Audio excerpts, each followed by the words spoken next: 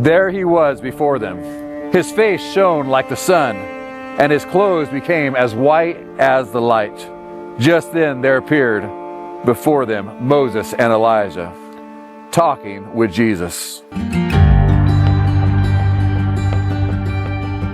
Matthew records Jesus taking Peter, James, and John and leading them up a high mountain. Even though the New Testament does not specifically mention the name of that mountain, it is believed that Mount Tabor or Mount Hermon is that mountain, the place where the transfiguration took place. What those three disciples saw on that mountain was extremely significant. It gave them a glimpse of the glory that Jesus had before taking on the form of a man, the same glory that he would have again. What is important about the fact that Jesus revealed this glory to Peter, James, and John? What is significant about Moses and Elijah appearing with Jesus? Through the transfiguration that took place, God was clearly showing that the law and the prophets must give way to Jesus, the one who is the new and living way to replace the old. Jesus is the fulfillment of the law and the countless prophecies of the Old Testament.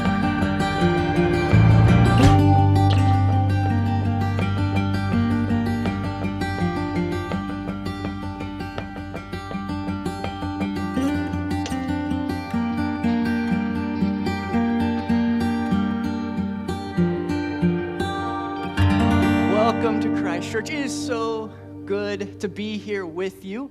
You may or may not recognize me, and that's okay. I think it was probably 2 summers ago when I was last down here on a Sunday morning.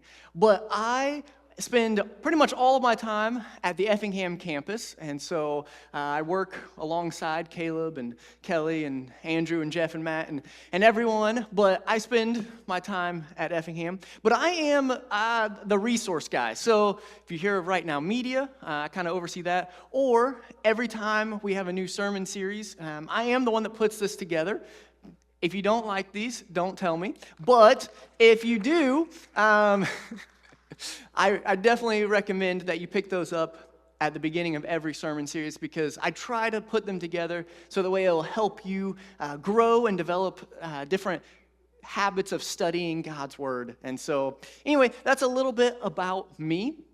But this summer, we have been going through this series on the mountains and looking at these mountaintop experiences where we see God show up in our lives, show up in the pages of the Old Testament. And so that's what we've been going through. And like the other guys, I have my own mountain story. Now, you guys all know Andrew, right? Andrew's here. And you know, Andrew is one of his great characteristics is he will invite anyone along on a trip with him. And so a few weeks ago, he shared that story of him and his family. They hiked a mountain in the middle of summer, and they were the only ones on the mountain, right? You remember that story? Well, just so you know, those experiences are not limited just to his family. Because if you have the privilege of going on a trip with him, he will also invite and ask you to do that along with him. So back in 2017, I was newly out of college, newly on staff at Christ Church. He invited me along on a mission trip with him to New Zealand. And so I went with him. We were working with the church plant there, and we were working with high school students, and we were taking them into God's nature, into the world, into New Zealand, and trying to experience and show them who God was. And so we are on this 12-mile hike that day, and that's one of those things where Andrew, he takes something that's already moderately difficult, and he likes to make it even more difficult, okay? He's a little crazy like that. It doesn't always make sense, but we're on this 12-mile hike, and we're 2 hours or so into it when we get to a curve in the trail. And the leaders give us this choice. And so I think I have the first picture here. And the leaders give us a choice. We can continue along the 12-mile hike at this point, a little bit less than that, and stay on the trail, or we can go off to the right. Now, you'll notice what is over there on the right. A little bit of a mountain. Let's go to the next picture. Yeah, that is a mountain in New Zealand. And, well, you know what route Andrew's going to take, right? You mention a mountain climb, and he is not going to back down from it. So he absolutely is going to pick that. And I'm, like I said, freshly out of college. I wanted to prove myself. So I also go along. I leave the trail, leave the rest of the group. I go with him and probably about 10 others, and we start on this hike up this mountain. Now, you'll notice it's pretty tall. And, you could probably go up the mountain a couple different ways, but the route we chose was, you look, there's the top of the mountain. We're here, there's the top. The shortest path is straight up the mountain. No zigzagging, no circling it, just straight up. And I almost died.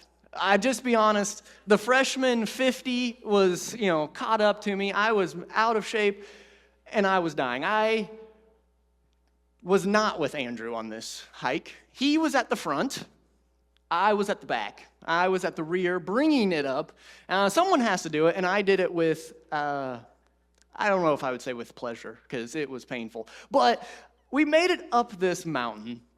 And so I'm just letting you know, if Andrew ever asks you to go on a trip and a mountain climb with him, be prepared. I'm warning you now. You might want to avoid it. Now, if Caleb asks, you're probably safe. He has weak knees, so it's fine. So, like I said, we have been going through these mountaintop experiences all summer long, seeing how God is working through the pages of the Old Testament. And in a lot of ways, I hope that we can relate to this, that we have God show up powerfully in our lives. Sometimes it is mission trips like the Pine Haven trip, or maybe it's church camp at Oil Belt, or maybe it's just a powerful experience of God working. Like, I think back to Easter this year. While I'm at the Effingham campus, that doesn't mean I don't hear stories of what God is doing here. Because I remember Caleb sending us the picture of all of the cardboard testimonies from Easter. And wow, that were some incredible testimonies of ways God has worked here in your lives. And so we have those moments, those mountaintop experiences. But then, all too often, we hit the valleys. And it almost seems like one of our struggles of being human is that we experience God, and then like the next moment, we give in to sin. We give into temptation. You've been on those weeks of church camp or mission trips, and then only the next day to return to maybe the past habits that you've had or the temptations that you give into. You say and do things that is not a reflection of your faith in Jesus. And so life seems like a roller coaster, a little bit of an up and down, mountaintops and valleys. And so how do we navigate those? And so we've been looking at these stories to help teach us, to help lead us how we should live. And so if you remember back to the very, very first one of the series, Mount Sinai, Andrew kicked off this series, and this was a mountain that we got to see that was probably one of the biggest mountaintop experiences in the Old Testament. God has brought the Israelites out of slavery, out of Egypt, and he's leading them to the promised land, but first he has to take them to Mount Sinai. He needs to form them into his people, into his community, and give them instructions on how to live, how to be a nation that's living under him. And so God, what does he do? He shows up. He descends to the top of Mount Sinai in a cloud and speaks to Moses. But how did the people respond? They responded in fear and trembling. And after Moses had spent, almost 40 days up on the mountain, they get tired of waiting, and they start giving their earrings and their gold to Aaron, and they form this golden calf, and they worship it instead of worshiping God, who was speaking on top of the mountain to Moses. And so, this whole time, through this whole series, we're seeing pictures of God showing up, but we're also seeing just how much humanity struggles to listen and obey God. God has called us into this relationship, but yet time and time again, we see that we fail, that we don't listen, that we're not very good at obeying God's commands. And so then, a few weeks later, we got to Mount Gerizim, Mount Ebal, where these two mountains became pictures of what it looks like to follow God. This choice that we have where God says to the Israelites, hey, if you follow me in the promised land, life's going to be better. There's going to be blessings. I'm going to pour these things out, and the land will be fruitful for you. But if you disobey, if you fail to listen, if you rebel, then you're going to experience these curses. And he says, choose which one you want to follow. And so, once again, God shows up, but yet the people of God, they might say at first that they want to follow God, but as you read the Old Testament, we see the picture is that ultimately they struggle again. They fail again. And we got to Mount Carmel. This was last week. Caleb was here preaching about Mount Carmel, and at this point, the whole nation pretty much is led astray. Ahab, the evil king, is leading the people in worship of other gods, and there's only a few people left faithfully following God, listening to him. And Elijah is one of those, one of the prophets of God who has this showdown, and when he prays, God sends fire down and consumes the sacrifices, and we see God powerfully on display. And the people of God, they know in that moment that God really is who he says he is. But then we end the Old Testament with the curses of Mount Ebal coming true. We end the Old Testament with this picture that the Israelites, once again, they struggle, they rebel, they have sinned against God. But woven through the Old Testament is this hope that God is not going to abandon his people, even though they fail, but that one day there's going to be a person, a servant of the Lord, a one like Moses, who is going to be faithful and true, who's going to listen and obey God completely and have the words of God on his mouth. And so the Old Testament ends with us looking for this person. Will this person come? Well, with that, we make it to the New Testament. We flip the page into Matthew, and we see this man named Jesus show up. And he doesn't show up in a royal palace or with a large army or even with a lot of pomp and circumstance. Instead, he shows up beside a lake, and he calls fishermen to follow him. And they actually do. They leave their nets. They start walking with him. They start living with him, and they're learning from him, seeing how he treats people. See how he brings healing and restoration to situations that need it. They learn his teachings and his guidance. But this entire time as they're following him, as they're living with him, they're trying to figure out, who is this guy? Is he really the one that God has been promising that would come to them? Is he the Messiah? Is he going to be that servant of the Lord? And so for 1.5 to 2 years, they follow Jesus, trying to figure this out. And that brings us to our story today. So if you have a Bible, turn to Matthew 17. Because today we are talking about the Mount of Transfiguration. And it is an incredible story. And it has lots to teach us. So let's go ahead and jump into Matthew 17 and read it. It says, after 6 days, Jesus took with him Peter, James, and John, the brother of James, and led them up a high mountain by themselves. There he was transfigured before them.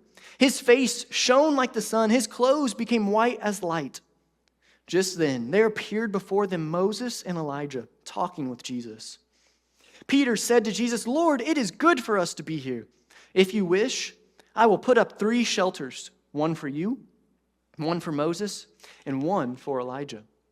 While he was still speaking, a bright cloud covered them, and a voice from the cloud said, This is my son, whom I love. With him I am well pleased. Listen to him. When the disciples heard this, they fell face down to the ground, terrified. But Jesus came and touched them. Get up, he said. Don't be afraid. When they looked up, they saw no one except Jesus. As they were coming down the mountain, Jesus instructed them, Don't tell anyone what you have seen until the Son of Man has been raised from the dead. Okay, let's go back to verse 1 real fast, and then we'll start talking about it. It says, after 6 days, Jesus took with him Peter, James, and John, the brother of James, and he led them up a high mountain by themselves. Okay, so it's not very often in the New Testament that we get time markers like this. But here it says after 6 days. So we need to take note of that and figure out, why is Matthew including this? What happened 6 days previously that sheds light on this story? Well, 6 days previously, roughly, Jesus had led his disciples to the place called Caesarea Philippi. And he led them to this town in the northernmost parts of Israel, and he asks them this one fundamental, foundational question. Who do you say I am? And at this point, like I said, it's been 1.5 to 2 years in Jesus' public ministry. And Peter, he gets it right. He answers correctly. He says, Jesus, I believe that you are the Messiah, the Son of the living God. And that is awesome. It's taken him this long to figure that out. Because Jesus hasn't, just come out, blatantly and said that's who he is. But he's been giving them signs, giving them glimpses that is who he is. And they finally are getting it. But then comes the next moment. Because after Peter makes that confession is one of the most pivotal moments in the New Testament, where now, because they know who Jesus is, now they need to know how he's going to fulfill his purpose as the Messiah. And so Jesus starts teaching them something that he had not taught them before. And he starts teaching them that he is going to die and be raised back to life. And at this point, the disciples have to be definitely confused. They don't know what to experience, because in this moment, Peter, he just correctly identified who Jesus is, but now he's going to rebuke Jesus. He's going to say, no, Jesus, that's not what you're going to do. That's not who you are. You can't die. You are the Messiah. But then Jesus rebukes Peter and says, Peter, you are looking at me from a human perspective, only thinking about human concerns. What you really need in this moment is to see things from a godly perspective. And so it's with all of that in mind that we go to this story. The disciples, they know who Jesus is, but they're wrestling with how he's going to fulfill his purpose. The fact that he has to die. And I'm pretty sure 6 days later that all of that entire conversation is still stewing in their mind. That it's causing them to question, to ask and wonder, what does that mean? Is Jesus really who he says he is then? If he's going to die? That's not what he's supposed to do. And so all of that is in their minds as they go up this mountain. And in this mountain experience, as we climb it, we're going to see a picture of Jesus that we need to see today. And Jesus, he doesn't take all of his disciples, but he takes Peter, James, and John, those three, up the mountain with him. Luke tells us to pray. And while they are praying, verse 2, it says, there he was transfigured before them. His face shone like the sun. His clothes became as white as the light. And just then, there appeared before them Moses and Elijah talking with Jesus. Have you ever been on vacation and you go to a really majestic, scenic overview, picturesque moment, and you take a picture, and then you get back home and the picture just doesn't do it justice? You know those moments? It's kind of like on that mountain that I hiked with Andrew. Although I hated every moment of hiking up it, the 2 hours of painful misery, I would do it again because the way down the mountain was probably one of the most fun 15 minutes of my life. I mean, greatly outbalanced. 2 hours up, 15 minutes down. But that was because there was this vein of volcanic rock. And you were both running down the mountain full steam / sliding down the mountain, just hoping and praying that you weren't going to tumble and start, somersaulting down the mountain. One of the coolest, best experiences, but I can't even really explain it because our words don't do it justice. You kind of have to be there to experience. And I think that's what is going on in this situation, is we're getting a glimpse of something that happened between Jesus, Peter, James, and John, but I don't know if our words really give it full justice. And so, as we look at what happens, try to imagine it. Try to imagine it as best as possible and just picture it in your minds. Because in verse 2, it says Jesus, his face started shining like the sun. His clothes as white as light. He's radiating. He's not just glowing, like his sweat is glistening in the sunlight, but light is like emanating from him. Mark tells us that you could bleach your clothes white, and that still wouldn't even compare to the whiteness that Jesus became in that moment. And so we have to ask, what is happening in this moment? Like, what really is going on? Well, in this moment, Peter, James, and John, they're getting a moment to witness something special. Because it's almost like the veil between heaven and earth is being pulled back for a moment. And they are getting front row seats to see a picture, a new reality of Jesus that they hadn't seen before. For the last 1.5 to 2 years, they have seen Jesus tired. They have seen Jesus hungry. They have seen Jesus in pain. And they've seen Jesus in his humanity. But what they haven't truly seen is Jesus in his glory. They've seen little pictures of it. They've seen when he's performed miracles and when he's done things that only God could do. But in this moment, they're getting to see a glimpse of Jesus that is necessary.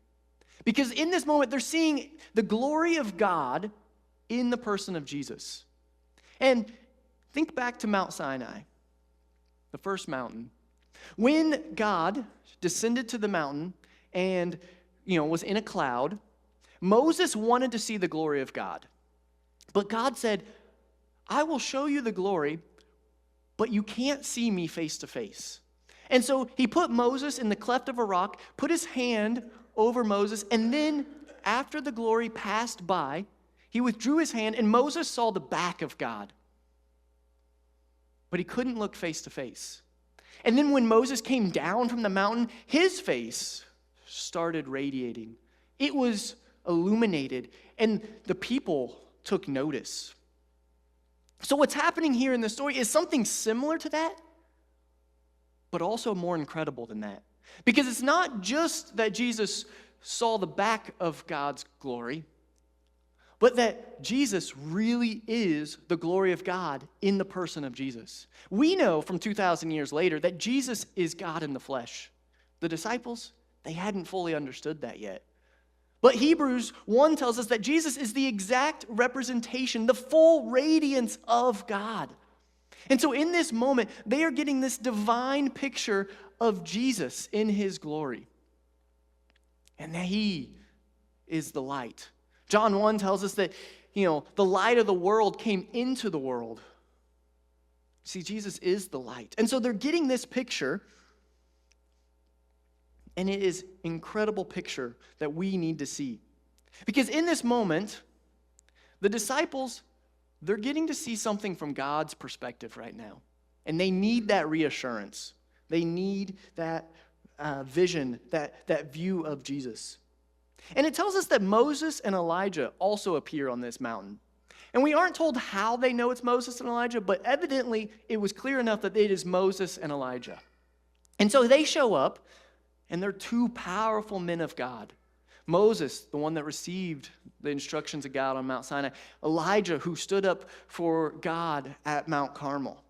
Two men. And they appear to Jesus, and they start talking about his departure. That's not found in Matthew's account, but that's found in Luke's account. It tells us that they start talking about Jesus' departure.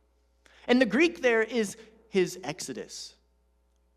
And that's going to come into play later, but it's so important for us to understand that they were talking about Jesus' exodus, how he was going to lead a new exodus out of slavery through what is going to happen in Jerusalem on the cross. And so they show up, and they're talking, and just for a moment, maybe a wise thing to do would just be to sit back, relax, maybe lean into this picture and see what Moses and Elijah and Jesus, see what's happening. But is that what happens in the story? No, not at all. Because Peter is the type of guy that likes to speak first and think second. And so this majestic moment where Jesus is radiating light from his being, Peter starts babbling.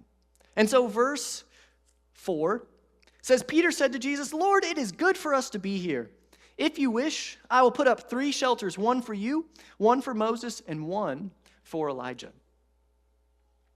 So like Peter, he kind of breaks this whole majestic moment up by his words, by his actions. He wants to do something for Jesus in this moment. And I think about us in our own lives, in our prayer times. How many times do we bring God an endless supply of our own words, our own actions, our babbling? The Gospel of Mark tells us that Peter didn't even know what he was saying or why he was saying it. And I think a lot of times we do that too. And what we really need in those moments is not more words, not more actions, but we need what's going to happen next. We need for God to interrupt us so that way he can speak to us. And that's exactly what God does in this moment. In verse 5, it says, while he was still speaking, a bright cloud covered them, and a voice from the cloud said, this is my son whom I love. With him I am well pleased. Listen to him. See, this is God's response in the moment. And it is an incredible moment. Just that cloud engulfing them, and they hear this voice. And see, the disciples need it because they need God to validate and reassure them that Jesus really is who he says he is. That God says, he is my son, with whom I am well pleased. They need that assurance. And I think even today in our own world, we need that too. Because Jesus, when he walked the earth in his public ministry, that was 2,000 years ago. And it's a little easy sometimes to start wondering and doubting, did that really happen? Is Jesus really who he says he is? Is he really the Messiah, the Savior of the world? And God, in this moment, he reassures the disciples that, yes, that is who Jesus is. And I think we need that message today, too. But also, there's a second thing that God does here. Not only does he validate and give testimony to who Jesus is, he also gives a command. He says, listen to him. 3 simple words with a lot of weight. Because think back in the past, when God spoke to Moses from the cloud. This all sounds very familiar. God speaks to Moses from a cloud, and what does he give him? He gives him a long list of instructions. The 10 Commandments, the instructions on the tabernacle, how to live in relationship and structure their nation, their community. That's how God spoke to the Israelites in the past. But now, something incredible is happening because now God is speaking to the disciples and he gives them 3 words. Really 1 command. Listen to him. And it's so important for us because everything God has given in the Old Testament, the instructions, the commands, the law, even the prophets and the things that the prophets talked about, all of that is coming to its completion and its fulfillment in Jesus. So now all of that can be summed up and commanded to us to do one thing: listen to Jesus. See, the disciples, they needed that reassurance because they're starting to wonder, is Jesus' death really going to happen? What does that mean? And they needed that message that, listen to him. Put your trust in him. Pay attention to what he's saying. You can have confidence that Jesus really is who he says he is, and he's going to do what he says he is. But it's all part of his purpose and what he came to do. So you need to listen to him. And I think back in our lives, in my life, how many times have I prayed to God and said, God, speak to me. I need you to speak to me to know where you are leading or guiding. And I don't know if you've ever prayed that too, where you've asked God to speak to you. Well, I want you to know that God is speaking and he's using this story.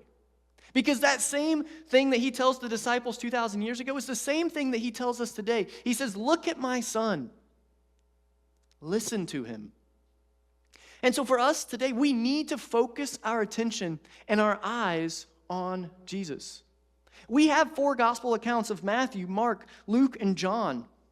We need to read them. We need to study them. We need to understand them because they have the life and teachings of Jesus. The things he did, the way he lived his life, what he taught, what he told his disciples how to live and commanded them to do. We need to take those things seriously if we want to follow this one command of listening to Jesus. But what about the fact that we still struggle? That we still fail to listen? See, I have a 4-year-old and I have a 2-year-old, and we are right in that prime area where we are learning all too well that we don't listen very well. Like, there are times they're awesome, they're wonderful, they listen extremely well most of the time. But man, when they get tired, when they get hangry, when they don't feel well, they don't listen very well. But I wonder, have I ever grown out of that in my own life with my Father in heaven? Am I still like a kid who struggles to listen and obey and trust God? So what do we do in those moments? Well, Jesus, in this moment, he also points his disciples to another mountain, because he tells them in verse 9 that as they're coming down this mountain, don't tell anyone yet what you have seen. Don't tell anyone yet what you have glimpsed, but wait until the Son of Man has been raised from the dead. And so Jesus, in this moment, he is pointing them to another mountain. And so we have the mountain transfiguration where we've seen the glory of God revealed, but we also need another mountain to show us the glory of Jesus. Because on the mountain transfiguration, Jesus is clothed in glory and wrapped in light. But there's another mountain where Jesus is going to be stripped of his clothes, where he's going to be wrapped in shame. Here on the Mount Transfiguration, Jesus is surrounded by Moses and Elijah, 2 men of God who faithfully followed him. But soon, he's going to be surrounded on his left and his right by 2 criminals, 2 rebellious revolutionaries. On the Mount Transfiguration, there's going to be a bright cloud that overshadows them. But on the mountain outside of Jerusalem, Jesus is going to be engulfed in darkness. And darkness is going to fall over the land. On the Mount Transfiguration, God is going to speak and reassure us and give us validation that Jesus is who he says he is. But on the hill outside of Calvary, there's going to be silence. And the only one that speaks up on behalf of Jesus is not his disciples, but it's going to be a Roman soldier. And see, we need both mountains. We need the Mount Transfiguration, where you see the glory of God revealed in the person of Jesus. But we also need the mountain of the cross. Because we can't break the power of sin and darkness in our lives.